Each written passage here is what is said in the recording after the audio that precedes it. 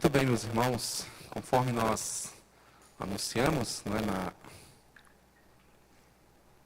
na última oportunidade que estivemos aqui, esse estudo de hoje é o fechamento da nossa série, a série que intitulamos Santificação Profunda, baseado no livro homônimo, que trata acerca da santidade. Ao longo de todo o ano de 2024, nós trabalhamos o tema da santificação, procurando entender o que a palavra do Senhor nos diz a respeito desse tema tão crucial para o desenvolvimento de uma vida cristã saudável, conforme o Senhor deseja de nós. E hoje nós vamos, assim, desenvolvermos juntos aqui o fechamento desta série.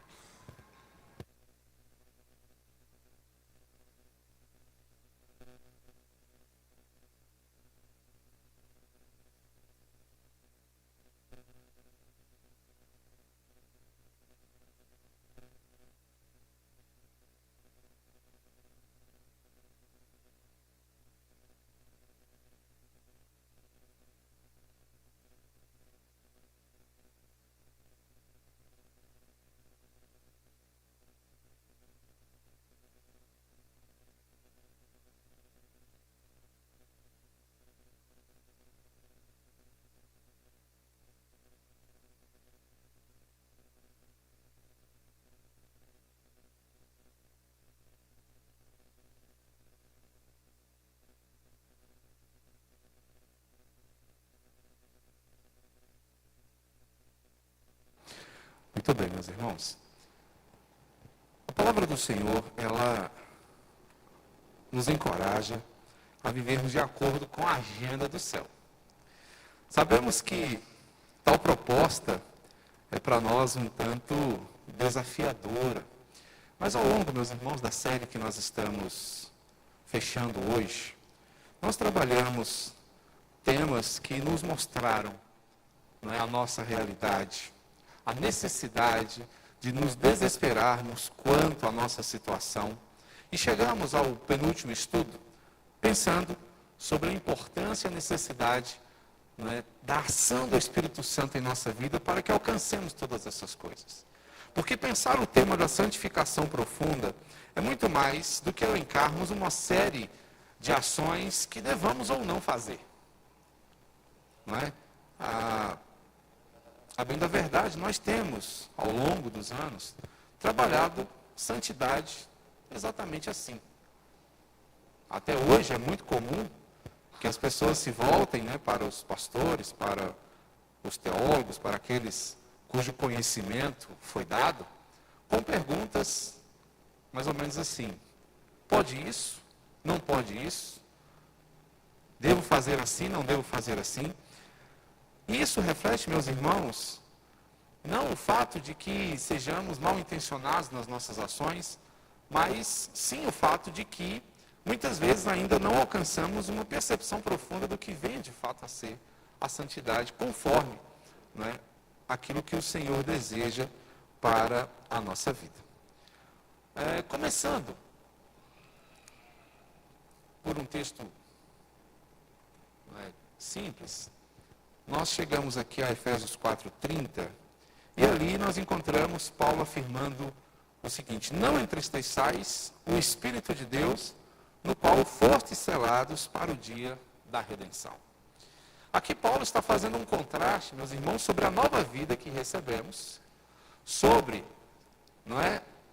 aquele que mantém esta nova vida em atividade, ou seja, quem é que nos permite viver de fato essa novidade, e qual o tratamento, vamos colocar assim, que devemos dar a este que possibilita esta nova vida, que é o Espírito Santo. Como vimos agora há pouco, o Espírito Santo é aquele que aplica em nós toda a verdade do Evangelho, ou seja, tudo aquilo que Cristo nos ensinou, nos é aplicado pela ação do Espírito Santo em nós. Francis Schaeffer, certa vez, disse algo interessante que está em um livro escrito pela sua esposa, Edith Schaeffer, onde ela afirma o seguinte: eles, numa conversa, ela relata o seguinte. Francis pergunta para ela, Edith, eu gostaria de saber o que aconteceria a maior parte das igrejas e da obra cristã se acordássemos amanhã e tudo que diz respeito à realidade do Espírito e à obra do Espírito no que concerne à oração fossem removidos da Bíblia. E ele continua, gostaria de saber quanta diferença isso faria. Ele não está falando de uma censura a esses textos, mas ele levanta aqui uma hipótese onde a possibilidade de a Bíblia não tratar estas coisas e como a igreja reagiria. Porque, na verdade, o que está em voga aqui nas palavras de Schaeffer é justamente o fato de que a igreja, né, dos dias atuais tem dado pouca importância a essas coisas. A pessoa do Espírito Santo e a uma vida de oração. Nós bem sabemos que esses são os grandes desafios que nós encontramos na nossa caminhada. Portanto, perguntar se isso faria falta, meus irmãos, não é nenhum exagero. E Danny Ortland vai pensar sobre isso quando ele, na esteira aqui do pensamento de Schaeffer, vai dizer que a tendência natural de todo o nosso ministério e de nosso viver cristão é proceder a partir de nossos próprios esforços, né? Nossos próprios recursos e pedir a Deus que acrescente a sua bênção a eles. Normalmente nós caminhamos assim, fazemos tudo do nosso jeito e depois pedimos ao Senhor que referente, pedimos ao Senhor que abençoe. Quando na verdade o caminho deveria ser o oposto, começarmos com a consulta ao Senhor, começarmos pedindo a Ele a sua orientação, começarmos considerando a sua vontade, e aí então partirmos para a implementação. Mas normalmente o nosso espírito ansioso age da maneira oposta. O contraste que nós encontramos muitas vezes é esse. Mas isso, meus irmãos, reflete um grande retrocesso. É como se estivéssemos, ao invés de avançar, voltando, né, e cada vez mais nos tornando um tanto quanto mirrados em nossa espiritualidade. Porque percebemos, meus irmãos, que no que concerne ao Espírito Santo, é como se tivéssemos à nossa disposição um poder inigualável que simplesmente não é utilizado. O autor do livro cita uma ilustração interessante, eu gostei porque é um tema que me atrai. Ele disse, é como se você tivesse o motor de uma Lamborghini, mas que você não usasse todo o potencial dele. Então ele seria ali uma máquina poderosa, mas que não serviria para nada. Portanto, não lançar mão, né, do trabalho, da obra do Espírito Santo em nossas vidas, é vermos toda uma capacidade ali à nossa disposição sendo subutilizada. Muitas vezes ignorada. Né? É o que nos leva, meus irmãos, a praticar aquilo que nós chamamos de ortodoxia morta. O que é uma ortodoxia morta?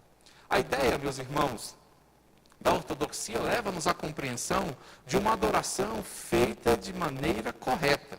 Né? Aí nós temos a junção de duas palavras, que é orto e doxas, que mostra-nos a perspectiva de que corretamente nós devemos nos relacionar ao Senhor. Tudo que diz respeito à doxologia reflete, meus irmãos, o nosso relacionamento com Deus. Então nós precisamos, obviamente, adorar ao Senhor corretamente. Para tanto, precisamos conhecer a palavra. Mas mesmo um conhecimento adequado, mesmo um entendimento teológico, não é? Bem fundamentado, pode apresentar-se de maneira ineficaz se for desprovido do auxílio e da orientação do Espírito Santo. E isto é o que nos insere num contexto de ortodoxia morta. Então nós podemos saber todas as coisas, nós podemos conhecer a verdade e ainda assim ela não fazer diferença para nós, porque nos falta a aplicação do trabalho do Espírito Santo. E isto faz com que vivamos de forma espiritual, né, em termos espirituais, ressequidamente. A nossa vida seca, meus irmãos, todas as vezes que nos falta o empenho do Espírito Santo em nós, que devemos, ou que deve, ser buscado por nós. Por isso, O caminho do Espírito, ele vai nos conduzir, meus irmãos, ao fervor e à vida. Né? Quando a gente fala de fogo, por favor, não entendam de modo equivocado. Mas falamos do fervor, falamos da vivacidade, falamos da condição de estarmos tão envolvidos, tão entusiasmados, tão cheios do Senhor, que é evidente que há em nós um poder sobrenatural. É de lá que vem toda a energia e todo o poder para que possamos desenvolver o nosso chamado. É Ele, meus irmãos, que vai nos impulsionar, a fim de que nós consigamos, ainda aqui na terra, vislumbrar a pátria celeste e assim fazer da nossa condição existencial cheia de perspectiva. A palavra do Senhor, no livro dos Atos dos Apóstolos, nos diz que ao recebermos o Espírito Santo, nós teríamos condições, não é, de desenvolver as coisas de maneira tal que poderíamos ser testemunhas do Senhor em todos os lugares. Ele diz o texto: recebereis poder ao descer sobre vós o Espírito Santo.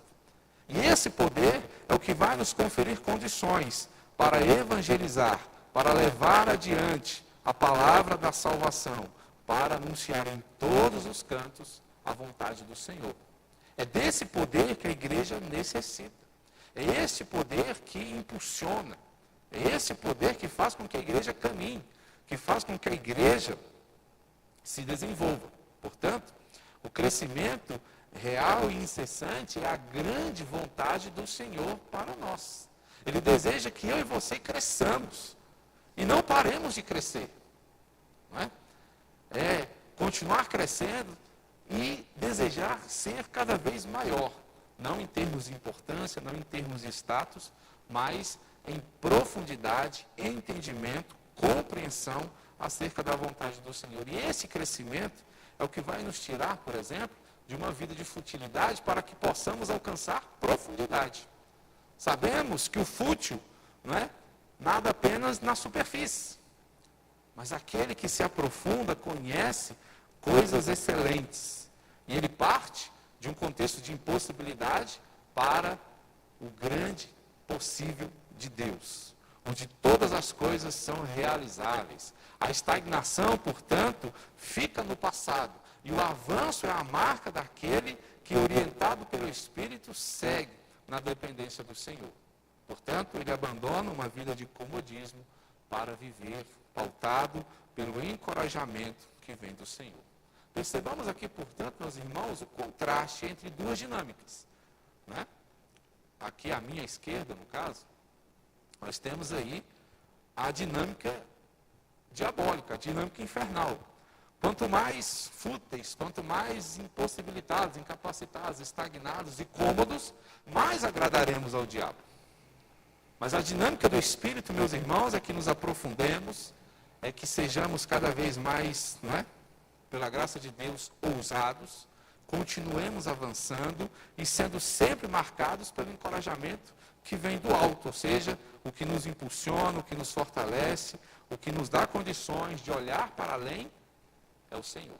Portanto, deseja o Senhor que nós criemos raízes profundas. Olha só, o desejo do próprio Senhor Jesus Cristo para você é seu crescimento incessante. Ele entende com mais profundidade do que você a psicologia do coração, que nutre o pecado do qual aparentemente você não consegue se livrar de uma vez por todas. Jesus é bem preparado e totalmente capacitado para removê-lo dessa escuridão, pois ele lhe deu a sua dádiva mais preciosa, o seu Espírito Santo. Então aqui o autor está destacando para nós, meus irmãos, o que Cristo fez. Ele trouxe todo o ferramental que eu e você precisamos. Ele nos deu a sua palavra, nos apresentou o Pai, deu-nos o seu Evangelho, orientou-nos quanto a essas coisas, mas ele não nos deixou órfãos quando ele concluiu, né, essa parte da sua obra. Mas ele nos outorgou o seu Espírito para que este nos acompanhasse. E fosse ele a presença constante conosco até o dia do seu retorno. Portanto, o Senhor Jesus é aquele que não apenas te oferece os meios, mas também te oferece uma assessoria, não é, permanente, para que nada te falte no sentido de crescimento espiritual. Então, por aqui nós entendemos que sem o Espírito Santo, o que sobra, meus irmãos, é o deserto. Então, sem ele, nada feito, porque apenas por meio dele, doutrina se transforma em poder. Quando conhecemos a verdade, e esta verdade é aplicada pelo Espírito Santo, ela é poderosa. Quando somos habitados pela sua presença gloriosa, nós de fato experimentamos a vida nos seus termos mais profundos. Quando ele é a nossa companhia, esta se faz decisiva, porque ela nos proverá tudo o que é necessário, de modo abundante, a fim de que nada nos falte nesta caminhada terrena. É isto, meus irmãos, que conforme o apóstolo João, inaugura uma nova era nas nossas vidas. Falar de nova era, né, parece um tanto quanto estranho, porque esse termo ele vem acompanhado de muito misticismo. Né? A gente sabe aí uma série de coisas, de prognósticos complicados, mas estamos falando de uma nova era inaugurada na vida daquele que conhece a verdade do Senhor, daquele que é chamado segundo o seu propósito. Observe aqui o que João vai nos dizer na primeira carta que ele escreve. Filhinhos, já é a última hora. A última hora, meus irmãos, refere-se, melhor dizendo, aos tempos, não é? Posteriores à vinda de Cristo, né, a sua primeira vinda. Então nós vivemos a última hora, ou como também chamamos os últimos dias. Né?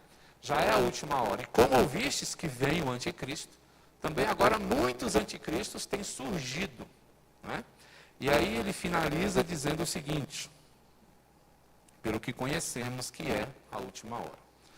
Quando nós estudávamos Apocalipse, nós ouvimos ali algumas coisas acerca dessa figura, né, o anticristo, que é aguardado, mas que vem se apresentando de forma gradativa, né, em várias atitudes e personalidades que existem no mundo. Então o anticristo ele está, né, se apresentando de modo gradual. Então o anticristo, na verdade, é um espírito, é uma maneira de o mundo desenvolver a sua dinâmica. E João, nos seus dias, conheceu o espírito do anticristo na pessoa, por exemplo, né, dos imperadores daquele tempo, na sua crueldade, nas suas ações.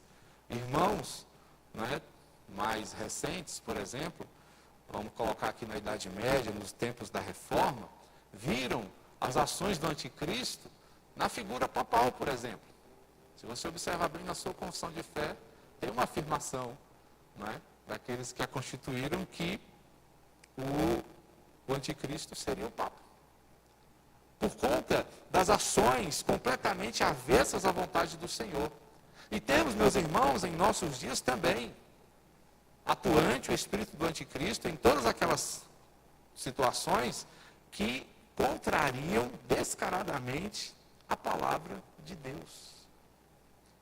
Fiquei sabendo esta semana que em nosso país, numa cidade do Rio Grande do Sul, não vou me lembrar o nome agora, foi ordenado o primeiro sacerdote homossexual. Não é? É de uma igreja anglicana, né? É equivalente a um padre. Né? A igreja anglicana é um braço da igreja católica que se dividiu por conta de questões assim. E eles tiveram a coragem de ordenar o primeiro sacerdote desta linha. Agora, imaginemos aí os desdobramentos que virão depois de tudo isso. Não é? O espírito do anticristo agindo e procurando tornar normal aquilo que a palavra do Senhor, né, claramente diz que não é.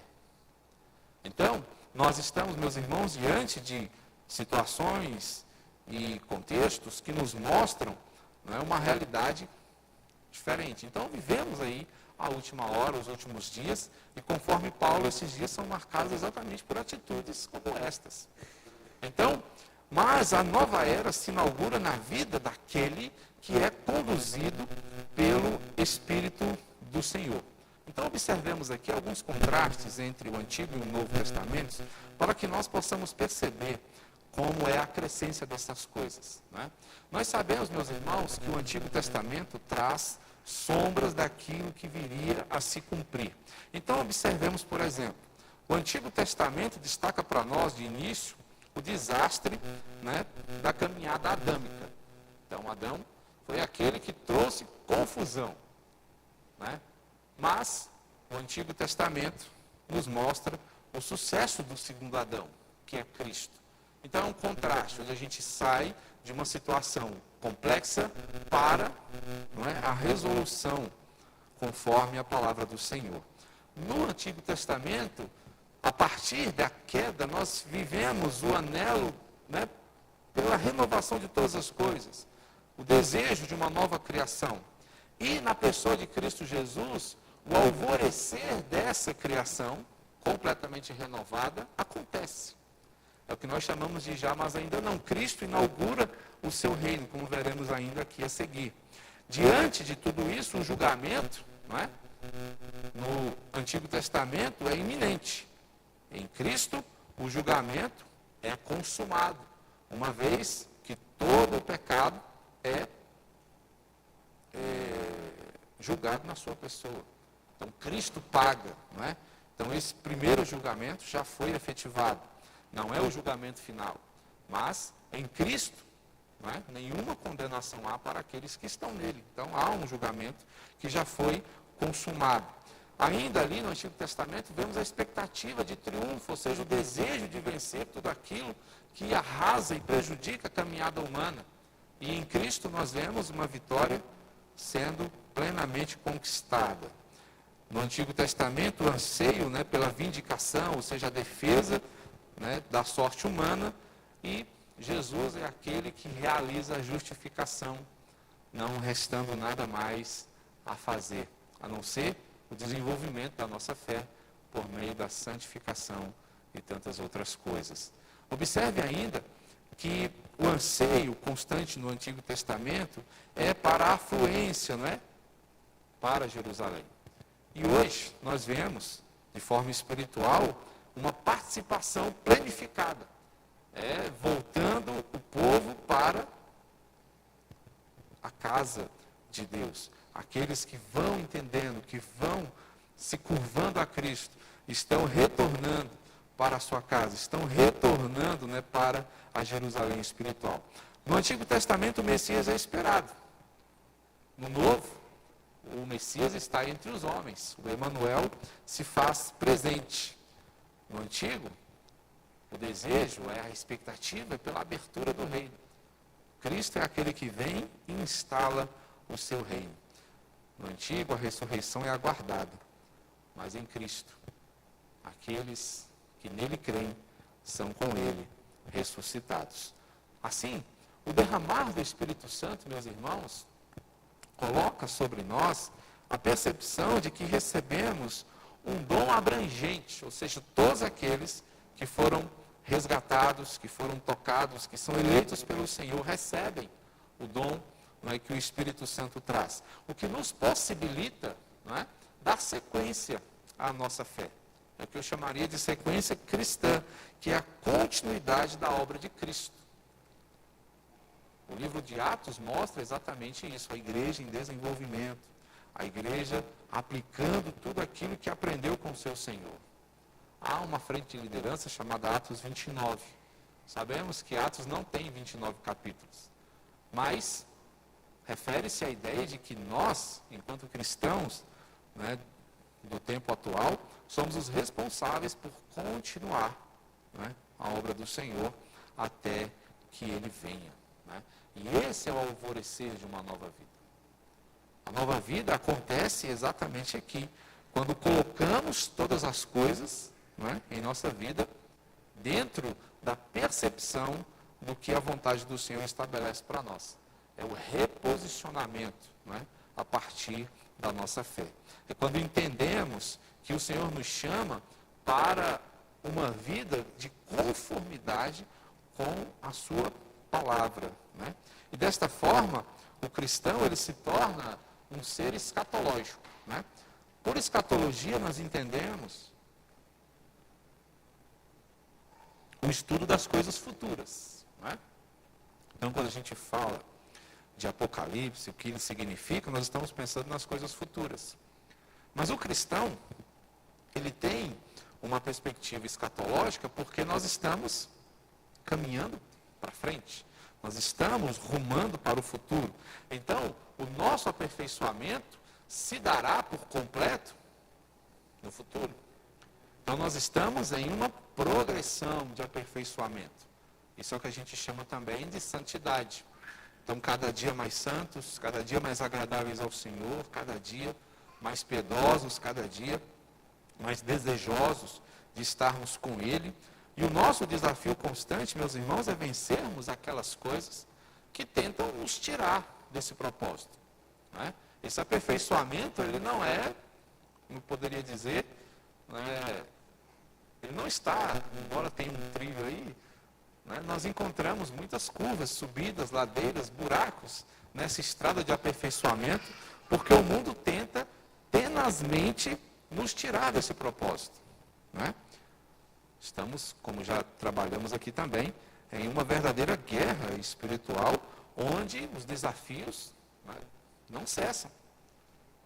O diabo ele tenta o tempo todo nos desvirtuar desse caminho, mas o Espírito Santo nos dá um potencial vitorioso. Então nós podemos vencer, porque lutamos não com as nossas armas, não com os nossos próprios recursos, mas estamos sempre fortalecidos por aquilo que o Senhor nos dá, desejando viver a nossa real cidadania, que é a celestial.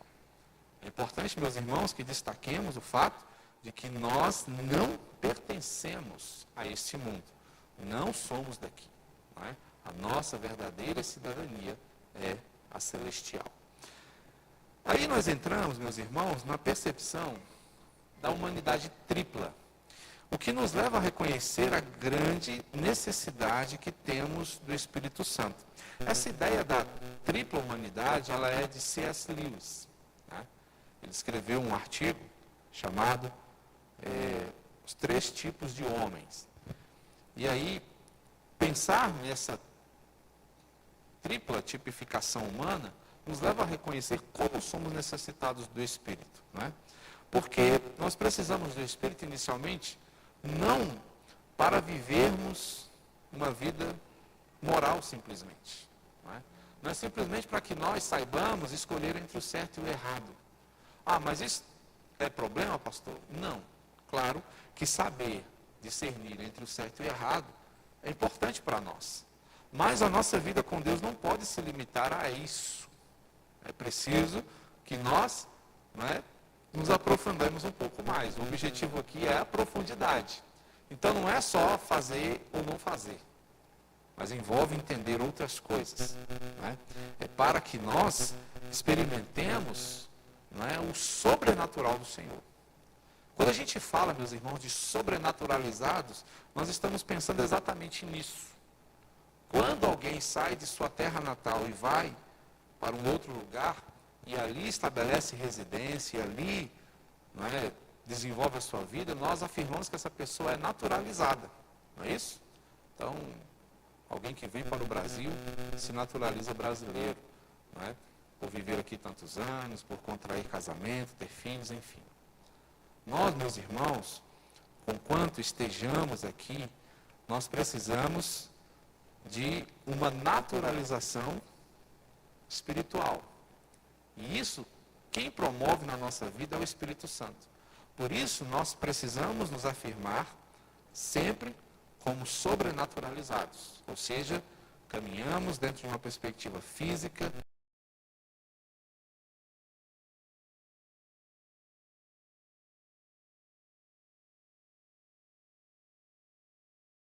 Projeto, o objetivo não é apenas alcançar a obediência. E outra vez, é errado obedecer? Não. Devemos obedecer? Sim. Mas o que nós precisamos fazer para que a nossa obediência seja agradável a Deus é entender que é necessário possuirmos uma profunda alegria em obedecer. Aí a coisa fica diferente. Não é obedecer pura e simplesmente, mas é nos encontrarmos felizes por obedecer ao Senhor. E é disso que C.S. Lewis vai falar quando ele trabalha os três tipos de homem. O primeiro que ele destaca é o homem conduzido para a sua autossatisfação. Ou seja, são pessoas que vivem e que se preocupam apenas consigo mesmos e com aqueles que podem, de alguma maneira, satisfazer os seus desejos egoístas. Não é? Então, a autossatisfação é aqueles para sanarem as necessidades do seu próprio ego. Depois ele fala do segundo tipo, que ele vai destacar como sendo os pagadores de impostos. E esses pagadores de impostos, é interessante porque são aqueles que obedecem a Deus como cidadãos que têm que pagar impostos. Ou seja, ele arca com o ônus daquela responsabilidade, torcendo para que sobre alguma coisa para ele. Não é? Então, perceba como é interessante. Achei legal uma historinha que eu vi hoje. Dia de pagamento. O rapaz, né, o marido liga para a esposa e diz assim: amor, se arruma, porque hoje nós vamos sair, recebi pagamento. E ela: que bom, amor, legal, você já pagou as contas? Aí ele: quais? Aí ela: não, tem que pagar a água, a luz, a internet, o gás, fazer as compras. Aí ele foi calculando, e falou assim: ih, amor, vai dar não. Sobrou R$85. Não vai ter jeito. E ela riu: tem nada não, amor. Tudo bem. Ele: não, vamos fazer assim, a gente compra pelo menos uma pizza e a gente come em casa. Ela: está ótimo, não é? Muitas vezes a nossa vida espiritual caminha nessa linha, onde a gente fica tão preocupado, não é, em fazer apenas o básico, obedecer, e não usufruímos da companhia, da alegria, da bondade, das bênçãos do Senhor. Porque todas as nossas responsabilidades se tornam peso, né? Isso é viver dentro de uma esfera meramente moralista. Então é interessante a ideia de Lewis aqui, porque ele destaca que normalmente nós ficamos, né, a humanidade fica entre esses dois tipos.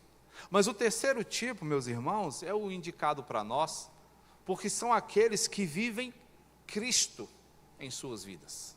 E aqueles que vivem Cristo, eles anulam a sua própria vontade para viver a fé, e desta maneira agradar ao Senhor, negando a si mesmos, para honrar o Senhor.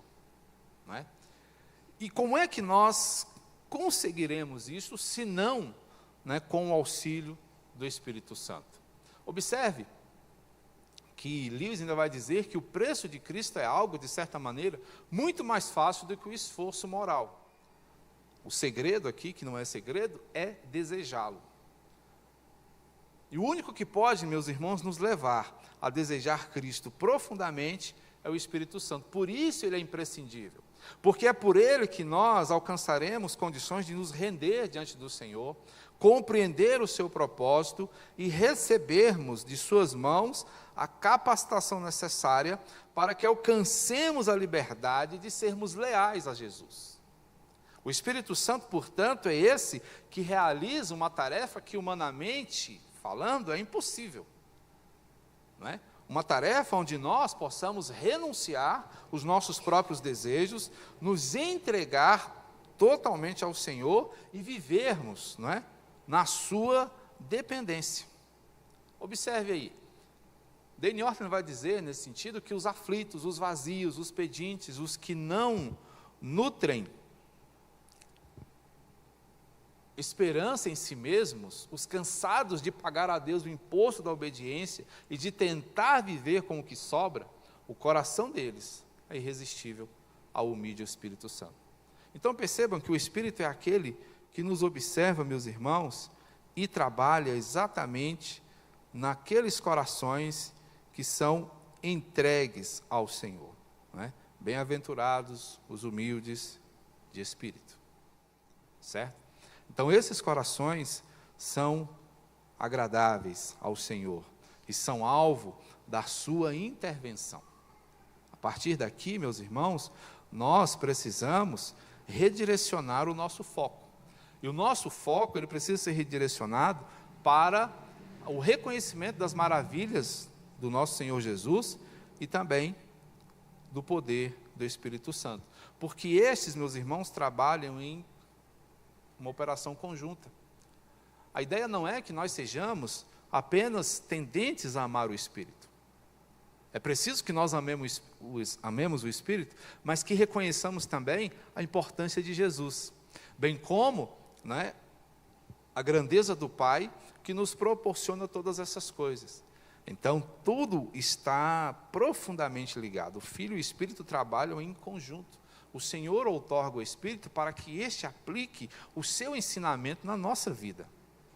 Então, pensaram, somos a igreja do Espírito Santo, mas não estão interessados na teologia do Evangelho? Não é, meus irmãos, o que interessa ao Senhor. Porque ou eles crescem ou diminuem juntos, na mesma proporção em nosso coração, à medida que nós caminhamos, porque não dá para dissociá-los. Eles não trabalham separados. Porque o Espírito, por exemplo, é aquele que testifica de Cristo. É Ele que faz, meus irmãos, com que Jesus seja conhecido por nós.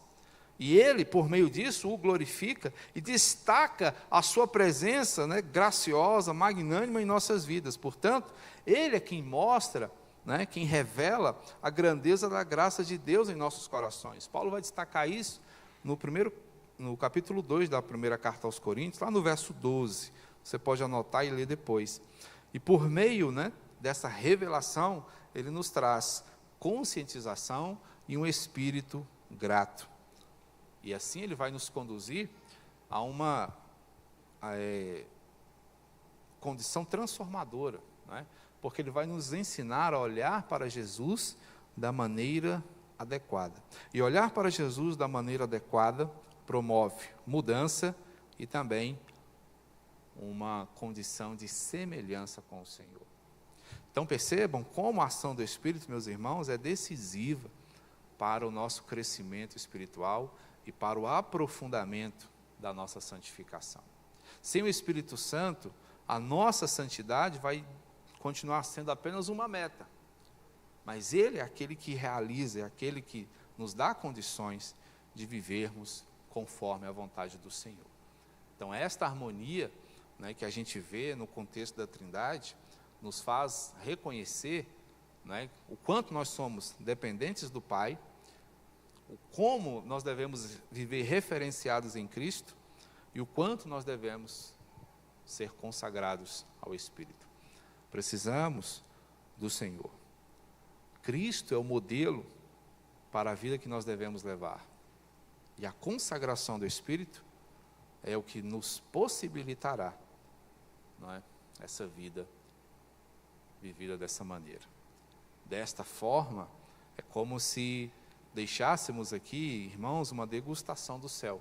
E aqui nós encontramos uma deixa poderosíssima para a nossa evangelização, né? Para a relevância, vamos colocar assim, da igreja nesse mundo. E olha só o que Danny Orton vai dizer para a gente nesse sentido. Você deixará o rastro de irresistível sabor do céu, porque levará as pessoas a provar o próprio Jesus, o Senhor, cujo Espírito tomou residência em você. Então, alguém cheio do Espírito Santo é alguém que promoverá nos outros o desejo de viver algo semelhante. Então, que o Senhor, meus queridos, nos ajude, nos encha do seu Espírito, para que possamos não apenas ser santos, mas que possamos frutificar, possamos honrá-lo, possamos agradá-lo em toda a nossa trajetória. Que Deus nos proteja, que Deus nos ajude e que possamos assim aprofundar a nossa caminhada em santidade, serviço e louvor ao nosso Deus.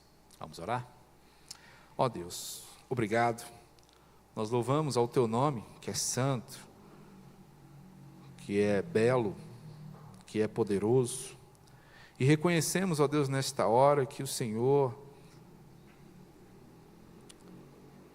é quem nos dá tudo o que é necessário para que possamos te agradar. Obrigado, ó Deus, porque o Senhor tem cuidado de nós, embora sejamos tão falhos. Mas aqui, ó Deus, se reúnem pessoas conscientes dessas limitações, mas também, ó Deus, que têm sido conscientizadas pela Tua palavra da Tua grandeza. E assim, meu Pai, o limitado, o pequeno, recorre ao grandioso e cheio de poder, para assim experimentar a alegria da salvação. Que a boa mão do Senhor continue a nos conduzir. Obrigado, meu Deus, porque o Senhor nos tem ensinado, e o Senhor nunca tem deixado, meu Deus, a Tua igreja sem a Tua palavra. Ao longo dos anos e das eras, o Senhor tem provido para os Teus filhos, ó Deus, o necessário para o seu crescimento. Não permita, meu Deus, que nós usemos de forma tímida todo esse potencial, mas leva-nos, ó Deus, a expandi-lo para a glória do Senhor, para o nosso crescimento e para a bênção daqueles que estão em nosso redor. Assim te suplicamos, sempre no nome e no amor de Cristo. Amém. Recebam a bênção, irmãos. Que a graça do